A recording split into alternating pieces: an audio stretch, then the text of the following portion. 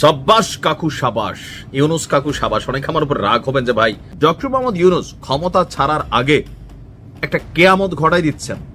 Love you কাকা। অন্তত এই নিউজটা যখন আমরা পাইলাম, বড় পদক্ষেপে যাচ্ছে অন্তর্বর্তী সরকার। তো টার্গেট কি? আরো দরকার। এবার আসেন, আরো সুসংবাদ আসছে। আজ বাংলাদেশের ইতিহাসে একটি স্মরণীয় দিন, ঐতিহাসিক দিন। সমস্ত ছাত্র জনতা মানুষের ভিতরে প্রচন্ড প্রশংসার ঝড় বয়ে গেছে। তার বক্তব্যের প্রতিক্রিয়ায় কেন মানুষ প্রশংসায় ভাসাচ্ছে। বহুল আলোচিত, বহুল প্রত্যাশিত জুলাই সনদ স্বাক্ষর অনুষ্ঠানে অপ্রত্যাশিত নজিরবিহীন ঘটনা ঘটে গেছে এবং প্রফেসর ইউনুস অলরেডি সেই ঘটনা ঘটিয়ে দিচ্ছে।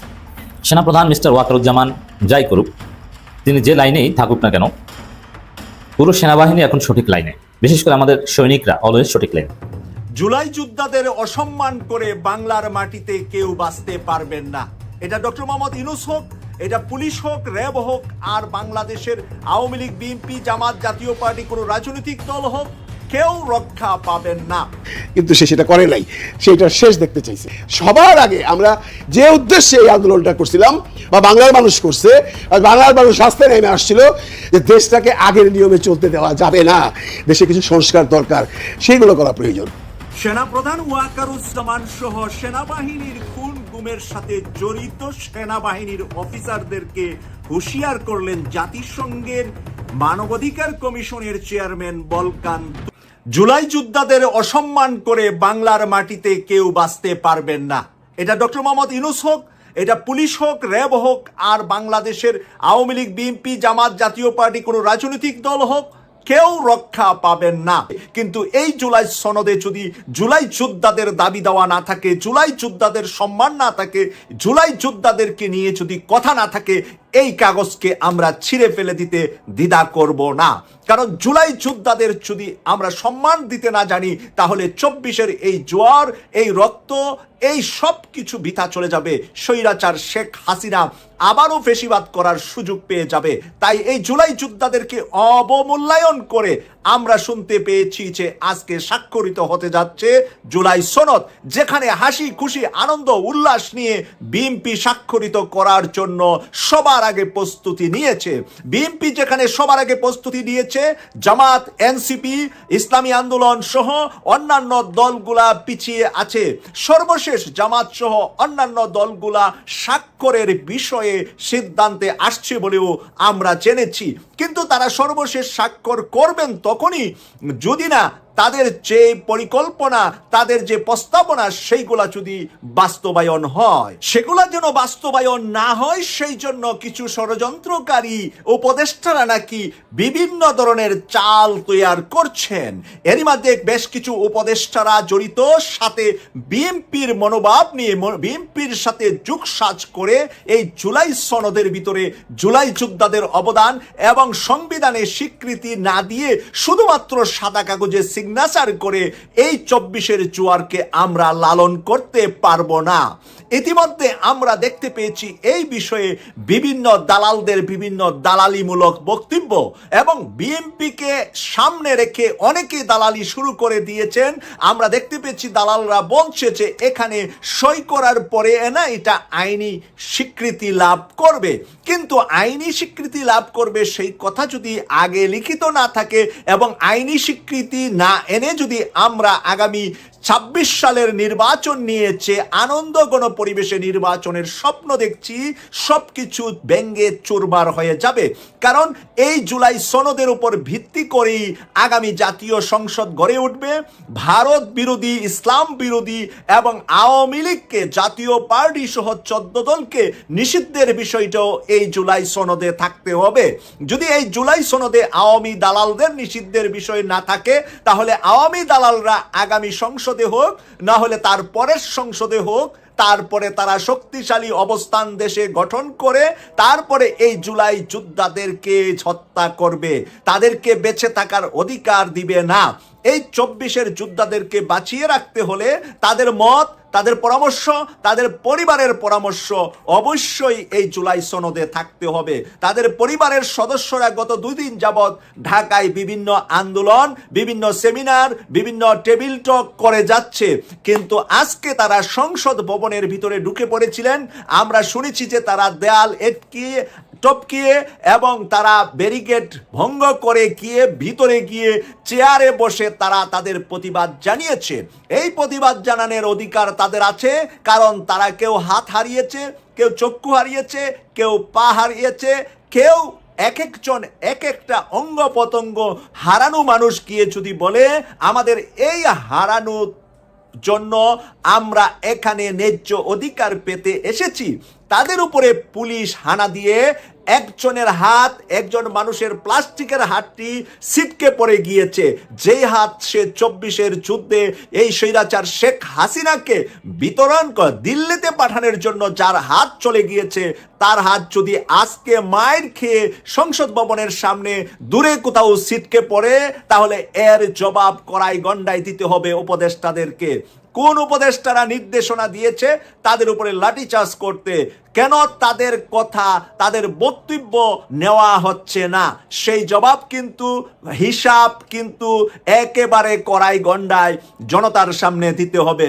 ইতিমধ্যে এনসিপির নাহিদ ইসলাম বলেছে যে অনেকগুলা উপদেষ্টা অপকর্মের সাথে জড়িত, তারা বিদেশে পালিয়ে যাওয়ার জন্য তারা করছে, তারা এক্সিট পাওয়ার জন্য একটি রাজনৈতিক দলের সাথে কন্ট্রাক্ট করেছে।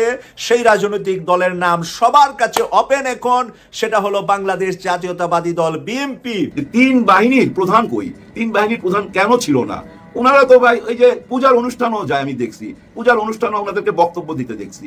তো আজকে এমন একটা বড় দিন, যে দিনে বাংলাদেশের যে দিনটাকে বলা হচ্ছে যে আমরা একটা বর্বর যুগে ছিলাম, বর্বর যুগের থেকে সভ্য যুগে ইন করলাম, মানে নতুন একটা বাংলাদেশে ইন করলাম, নতুন একটা বাংলাদেশের অনুষ্ঠানে তিন বাহিনীর প্রধান অনুপস্থিতটা আমার চোখে লাগছে। কিন্তু সবচেয়ে বড় কোনটা লাগছে জানেন? এনসিপি ছিল না। আর ডক্টর মোহাম্মদ ইউনূস স্যার বলছিল না এই ছাত্ররা আমাকে এই গদিতে বসাইছে, মানে এই চেয়ারে বসাইছে। তো যাদের কারণে বসছে তারা ছিল না, তাদের বাদ দিয়া কিভাবে অনুষ্ঠানটা হইলো, কেন হইলো, এটা নিয়ে একটা বিরাট প্রশ্ন, তাই না আমাদের মনে? কিন্তু আমি এটা নিয়ে আপনাদেরকে যদি বুঝাইতে যাই, শুধু একটা গল্প বলতে পারি, খরগোশ আর এক বাঘের গল্প। খরগোশ তো একটা ছোট্ট প্রাণী আর বাঘ বিশাল, কিন্তু বাঘের ভীষণ খিদা, ওই খরগোশের পিছনে দিছে দৌড়। খরগোশ আঁকা বাঁকা পথে দৌড়াচ্ছে, বাঘও দৌড়াচ্ছে, দুজনই দৌড়াচ্ছে কিন্তু ধরতে পারতেছে না। একটা টাইমে খরগোশ দেখে যে সামনে একটা গর্ত, আর দেরি না কইরা ওই গর্তের মধ্যে ঢুকে গেছে, বাঘও থাইমা গেছে। ভিতরে খরগোশ নিঃশ্বাস নিতেছে আর বাইরে বাঘও নিঃশ্বাস নিতেছে, দুইজনই হাঁপায়া গেছে। হাঁপাইতে হাঁপাইতে বাঘ বলতেছে খরগোশে, এই খরগোশ, আমার 3টা প্রশ্নের উত্তর দিবি? তা আপনি কি বলেন 3টা কেন? আপনি 10টা প্রশ্ন করেন। কারণ কি জানেন? ও তো বাইচা গেছে, এখন ওর মনের মধ্যে ফুর্তি। এবং খরগোশ বলতেছে আপনার প্রশ্নের জবাব দেওয়া তো ইজ্জতের ব্যাপার, আপনি বাঘ, আপনি প্রশ্ন করবেন আর আমি উত্তর দেবো, এটা আমার জন্য অনেক সম্মানের, আপনি প্রশ্ন করেন। বাঘ বলে যে আমার থাবাটা বড় না তোর থাবা বড়? ওই গর্তের ভিতর থেকে খরগোশ বলতেছে বাঘ ভাই আপনি এটা কি কইলেন? আমি ছোট্ট একটা প্রাণী, আমার ছোট্ট একটা হাত, আপনার হাত কত বড়, কত বড় থাবা? নিশ্চয়ই আপনার থাবা বড়। তাহলে দ্বিতীয় প্রশ্ন, তোর শরীরে শক্তি বেশি না আমার শরীরে শক্তি বেশি? আবার এটা কি জিগাইলেন আপনি? আমার লজ্জা দিলেন। আপনার শরীরে শক্তি বেশি, আমি ছোট্ট প্রাণী, আমার আর কতটুকু বা শক্তি বলেন আপনি? বাঘ এবার 3 নম্বর প্রশ্ন করলো, বলে যে এবার বল তোর শরীরটা দেখতে বড় না আমার শরীরটা দেখতে বড়? তো বাঘ সাহেব আপনি কি এসব জিজ্ঞাসা করে আমার লজ্জা দেন? আপনি কত বিশাল আর আমি কত ছোট্ট, এটা আবার জিজ্ঞাসা করতে হয়? তখন বাঘ বলে 3টা প্রশ্ন করলাম কেন করে জানিস? বলেন কেন? যে আরেকটা প্রশ্ন করার জন্য। এই 3টা প্রশ্ন খুব দরকার ছিল, যে আমার থাবা বড়, আমার শরীর বড়, আমার শক্তি বেশি তোর চেয়ে, তারপরেও তুই জিতলি কেমনে আর আমি হাইরা গেলাম কেন? এটার উত্তর দে। তখন খরগোশ বলতেছে হায় হায় আপনি কি বলেন? আপনার কাছে এটা প্রতিযোগিতা ছিল, এটা একটা রেস ছিল, হার জিতের ব্যাপার ছিল, আর আমার ছিল জীবন মরণের লড়াই। আমি যদি আপনার কাছে হাইরা যাইতাম এতক্ষণ তো আপনার পেটের ভিতরে থাকতাম, আপনার পেটও ভরতো না, কিচ্ছু হইতো না, কিন্তু আমার জীবনটা চলে যেত। আমার কাছে এটা জীবন মরণের লড়াই, যার জন্য আমি জিতছি। ভাই ব্রাদার, এই যে এনসিপি, এদের জন্য হচ্ছে এই লড়াইটা জীবন মরণের লড়াই, যার জন্য তারা আজকে আসে নাই। সবার জন্য কিন্তু এটা জীবন মরণের লড়াই না, সবার জন্য এটা একটা রেস, এটা একটা প্রতিযোগিতা। হ্যাঁ, এটা একটা প্রতিযোগিতা ছিল, কিন্তু এনসিপির জন্য ছিল জীবন মরণের লড়াই, ওই খরগোশের মতো, যার জন্য ওরা আসে নাই। আয়সা কি করবে, কি দেখবে, কি শুনবে? যা কিছু বলা হয়েছে আজকে সবই তো কথা, এটার বাস্তবায়ন কবে হবে সেটা তো বলা হয় নাই, তাই না? কারণ আমরা রাজনীতিবিদরা বহু কথা দিছি তো গত 54 বছর এত কথা দিছি, সব কথা যদি লিপিবদ্ধ করেন আমার মনে হয় 100 টাকা কাগজ হইব, 100 টাকা কাগজ। এত কথা দিছি, কথা দিয়ে কথা রাখা হয় না তো ভাই। এটা অতীত থেকে বহুবার প্রমাণ পাইছি। তার মানে কি জানেন, আমরা জনগণ অনেক শক্তিশালী, কিন্তু এই শক্তিটা আমরা কাজে লাগাইতে পারবো না। কেন পারবো না? এটা একটা ছোট্ট গল্প বইলা ভিডিওটা শেষ করে দেই। একটা স্কুলের মধ্যে 100 ছাত্র ছিল, আর ওদেরকে টিফিনে দেওয়া হইতো কলা আর পাউরুটি। এই কলা আর পাউরুটি খাইতে খাইতে তাদের মধ্যে একটা অভক্তি চলে আসছে। ওনারা প্রধান শিক্ষকের সাথে দেখা করলো যে স্যার এই কলা আর পাউরুটি দেওয়া বন্ধ করেন, অন্য কিছু টিফিন দেন। তখন স্যার বললো এইভাবে চাইলে তো আর হবে না, সবাইকেই চাইতে হবে। কি চাও সেটার জন্য আমি একটা ভোট দিতেছি, নির্বাচন দিতেছি, ওই ভোটের মধ্যে তোমরা জানাইবা কে কি খাইতে চাও। এটা বললেই উনি একটা ভোটের বাক্স টেবিলের উপরে রাখলো এবং ছাত্রদের বললো তোমরা যে যা খাইতে চাও লেখা এই ভোটের বাক্সতে দাও, সবচেয়ে বেশি চাওয়া যাদের হবে আমি সেই ব্যবস্থা করব। এখানে দেখা গেল যে আগের 20 জন যে কলা আর পাউরুটি খাইতো, ওই 20 জন কলা আর পাউরুটি লেখছে, লেখা ওই ভোটের বাক্সে ফেলছে। বাকি 18 জন লেখছে পরোটার সাথে আমাদেরকে ভাজি দিতে হবে, নিরামিষ। বাকি 18 জন, বাকি 15 জন লেখছে আমাদেরকে দিতে হবে লুচি আর হালুয়া। আগের 18 জন কিন্তু চাইছে ভাজি আর পরোটা, আর এরা চাইলো লুচি আর হালুয়া। তারপরে দেখেন বাকি 12 জন এসে লেখছে যে আমাদেরকে কলিজা দিয়া সিঙ্গারা দিতে হবে, সিঙ্গারা 12 জন। এরপরে আইসা 7 জন লেখছে যে না আমাদেরকে স্যান্ডউইচ দিতে হবে। তারপরে 5 জন এসে লেখছে, মানে কাগজে লেখা ভোট দিতেছে যে আমাদেরকে বার্গার দিতে হবে, বইলা ওই বাক্সের মধ্যে ফালাইছে। বাক্স যখন খুললো প্রধান শিক্ষক দেখলো যে ওই 20 জনই জিতছে, কারণ 20 জন রুটি আর কলা চাইছে। বাকি 80 জন যে চাইছে ওরা আলাদা আলাদা চাইছে, কিন্তু নির্বাচনে 20 জনই জিতা গেছে। এর সারমর্মটা কি জানেন? সারমর্ম হইলো ওই 100 ছাত্রের মধ্যে 20 জন জিতা গেল আর 80 জন হাইরা গেল। তার মানে কি জানেন, এই 80 ভাগ লোক যদি নিজেদের স্বার্থ ভুলা একটা জায়গায় না আসতে পারে, তাহলে কিন্তু ওই 20%, ওই 20 ভাগ লোকই কিন্তু এই 80 ভাগ লোককে পরিচালনা করবে। ওই 20 ভাগ ছাত্র যেভাবে কলা আর পাউরুটিকে জিতায় নিয়ে গেল, আর এদিকে দেখেন 80 ভাগ ছাত্র হাইরা গেল, কারণ ভিন্ন মতের লেখা ছিল, ভিন্ন মতের চাওয়া ছিল। তার মানে কি ওরা যদি সবাই মিলা এই 80 জন একটা জায়গায় চলে আসতো, তাহলে 20 জন হাইরা যাইতো। যতক্ষণ এই 80 ভাগ লোক আমরা একটা জায়গায় না আসবো, ততক্ষণ পর্যন্ত, ততদিন পর্যন্ত, তত শতাব্দী পর্যন্ত ওই 20 ভাগ লোকই আমাদেরকে নাকে দড়ি দিয়ে ঘুরাবে। আমাদের চাওয়া পাওয়ার কোনো মূল্য থাকবে না, তাদের চাওয়া পাওয়ারই মূল্য থাকবে। শেষ করার আগে শুধু এইটুকুই বলবো, এই যে 80 ভাগ আমরা বঞ্চিত জনগণ, আমাদেরকে সচেতন হইতে হবে। এবার নির্বাচনে আমরাই নির্বাচিত করব, আমাদেরকেই খুঁজা বাইর করতে হবে কে সেই নেতা, কে পারবে আমাদের এই দেশটাকে, এই ভঙ্গুর দেশটাকে সোনার বাংলাদেশ বানাইতে। সাব্বাস কাকু সাবাস, ইউনুস কাকু সাবাস। অনেক আমার উপর রাগ হবেন যে ভাই মানে একদিন আগে সমালোচনা করেন, একদিন পরে আবার প্রশংসা করেন। আমি বরাবরই বলি দেশের জন্য যারাই কাজ করবেন, যতটুকুই করবেন সেটার জন্য আমরা খোলা দিলে প্রশংসা করব। আমরা চাই বাংলাদেশ এমন একটা রাষ্ট্রে পরিণত হোক লাইক উত্তর কোরিয়া, যে আমাদের উপরে কেউ ছড়ি ঘোরাতে অথবা আমাদের উপর প্রেসার ক্রিয়েট করবে অথবা ধমক দিয়া বড়াই ফেলবে আর আমরা বাধ্য হইয়া বইরা যাব। এই দেশ আমরা কিন্তু চাই না। কোন সরকারি তার বাপের টাকায় রাষ্ট্র পরিচালনা করে না। রাষ্ট্রের জন্য যত কেনাকাটা এগুলো পাবলিকের টাকায় করে। তবে এই মুহূর্তে বাংলাদেশের জন্য আগামী দিনে যে সম্ভাবনাগুলো একটা দ্বার প্রান্তে চলে আসছে, সেটা হচ্ছে মিয়ানমার এবং ভারতের যে কোনো সময় যে কোনো হস্তক্ষেপ আমাদের উপর আসতে পারে। সেই হস্তক্ষেপকে সামলানোর জন্য বাংলাদেশ কতটা প্রস্তুত? যথেষ্ট অপ্রস্তুত, সামরিক দিক থেকে, ইকুইপমেন্টের দিক থেকে। বা ডক্টর মোহাম্মদ ইউনুস ক্ষমতা ছাড়ার আগে একটা কেয়ামত ঘটাই দিচ্ছেন। লাভ ইউ কাকা। অন্তত এই নিউজটা যখন আমরা পাইলাম, গতকালকে আমাদের উপদেষ্টা আসিফ মাহমুদ তিনি একটা পোস্ট করলেন। আশা করি এই কথাগুলো সত্য হবে, যদি না হয় পরে আমরা আবার তুলে করব। দেশের আকাশ প্রতিরক্ষাকে শক্তিশালী করতে এবং বিমান বাহিনীকে অত্যাধুনিক বাহিনীতে পরিণত করতে বড় পদক্ষেপে যাচ্ছে অন্তর্বর্তী সরকার। তো টার্গেট কি? ইতিমধ্যে আমরা জানি ভারত পাকিস্তান যুদ্ধে ভারতকে নাকানি চুবানি খাওয়ানো, ফ্রান্সের সেই রাফাল টাফালকে উড়াই দেওয়া, চীনের যে ট্যান্সি নামক আপনার যুদ্ধ বিমান, সেটা বাংলাদেশ কিনতে যাচ্ছে 20টা। আমি তখনই বলছিলাম শুধু 20টাই তো হবে না, আরো দরকার। এবার আসেন আরো সুসংবাদ আসছে। পরবর্তী ধাপে আমরা ইতালি থেকে 10টি ইউরো ফাইটার টাইফুন যুদ্ধ বিমান, খুবই কার্যকরী যুদ্ধ বিমান ভাই। এগুলার যে গতি, এগুলার যে ধরেন অ্যাটাকিং পাওয়ার, বা শত্রুপক্ষের বিমানকে মাঝ আকাশে যেভাবে গোত্তা খাওয়াইতে পারে, টার্গেট করে যেভাবে নিজেকে সেভ করতে পারে, সো এটা আমার কাছে মনে হয় যে খুবই কার্যকর এই বিমানটা, যেটা হচ্ছে ইউরো ফাইটার টাইফুন। নামটা থাকে না, টাইফুনের মধ্যে একটা ভাব আছে, কিন্তু বিমানটা আসলে ওই ভাবেরই। এমনকি পৃথিবীর উন্নত দেশগুলো আপনার অলরেডি এই ধরনের যুদ্ধ বিমান তাদের কালেকশনে রেখেছে। ভারতের কাছেও আছে, ইভেন মিয়ানমারের কাছেও আছে, আমাদের কাছে ছিল না। সুতরাং এবার আমাদের এই চ্যাপ্টারটা আরেকটু শক্তিশালী হলো। শুধু এখানেই শেষ না, এরপরে তুরস্ক থেকে আনা হচ্ছে T-129 attack helicopter. T-129 attack helicopter, তবে এইটার পরিমাণটা অনেক কম, আপনার 6টি। তা আমার মনে হয় যে এরকম আরো 6 জায়গায় সাইট হয়ে যাক না, আমাদের তো জায়গার অভাব নাই, টাকার অভাব, প্রবাসীদের কাছে আরেকবার হাত পাতেন, আমরা দিয়ে দিব। বিশ্বাস করেন, আমি চাই আমার সামরিক বাহিনী, সেনাবাহিনী, নৌবাহিনী, বিমান বাহিনী, আমাদের এই সেক্টরগুলো এনরিচ থাকতে হবে। আমরা কারোর সাথে যুদ্ধ চাই না, তবে কেউ যদি বাংলাদেশের উপর ছড়ি ঘুরাইতে আসে তাদের মাথায় থাকতে হবে, ঠিক আছে বাংলাদেশ 10টা খাবে কিন্তু বাংলাদেশ একটা হলেও রিটার্ন করতে পারবে, এই জিনিসটা মাথায় থাকা জরুরি, যেটা উত্তর কোরিয়ার বেলা হয়। আমরা দেখি মিয়ানমারকে ওরকম ভাবে কেউ ঘাটতেছে না। কেন ঘাটতেছে না? তাদের দেশের মধ্যে গৃহযুদ্ধ লাগাইয়া পশ্চিমারা খেলতেছে, কিন্তু মিয়ানমারের বিরুদ্ধে কেউ অ্যাকশন নিচ্ছে না, উত্তর কোরিয়ার বিরুদ্ধে কেউ অ্যাকশন নিচ্ছে না। একটাই কারণ, মেশিন আছে, উত্তর কোরিয়া তো আরো ভয়ঙ্কর।